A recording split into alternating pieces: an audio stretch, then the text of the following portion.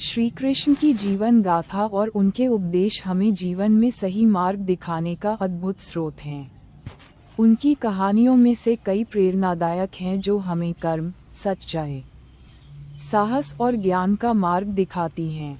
यहाँ एक ऐसी कहानी है जो हमें जीवन में सकारात्मकता और सही दिशा में कर्म करने की प्रेरणा देती है। ये कहानी महाभारत काल की है, जब कौरवों और पांडवों के बीच युद्ध छिड़ा हुआ था। अर्जुन ने युद्ध के मैदान में अपने रिश्तेदारों, गुरुओं और मित्रों को सामने खड़ा देखकर युद्ध करने से मना कर दिया।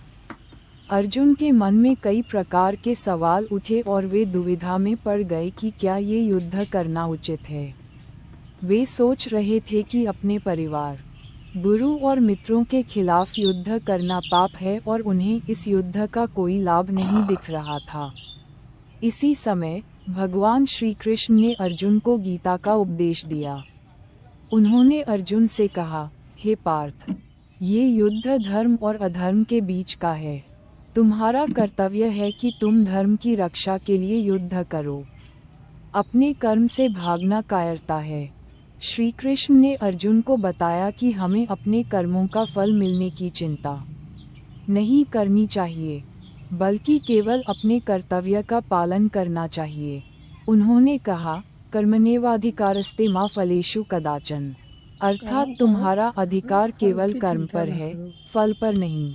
इसका अर्थ है कि हमें बिना फल की चिंता किए अपने कार्य को पूरी लगन और ईमानदारी से करना चाहिए। भगवान श्री कृष्ण ने समझाया कि इंसान का जीवन एक संग्राम है जहां हर व्यक्ति को अपने धर्म का पालन करना होता है। उन्होंने अर्जुन को सिखाया कि आत्मा अमर है और मृत्यु केवल एक शारीरिक परिवर्तन है। इससे अर्जुन का भय दूर हुआ और वे पूरी निष्ठा के साथ युद्ध करने को तैयार हो गए। श्री कृष्ण की इस प्रेरणादायक कथा से हमें ये सीखने को मिलता है कि जीवन में हमें किसी भी कार्य से डरना नहीं चाहिए। यदि हम अपने धर्म और कर्तव्य का पालन करते हैं तो हमें सफलता अवश्य मिलेगी। किसी भी स्थिति में डरना या उससे भागना नहीं चाहिए। साथ ही हमें अपने कर्म पर ध्यान देना चाहिए, परिणाम की चिंता किए बिना। ये कहानी हमें बताती है कि किसी भी समस्या का समाधान खुद से भागने में नहीं, बल्कि उसका सामना करने में है।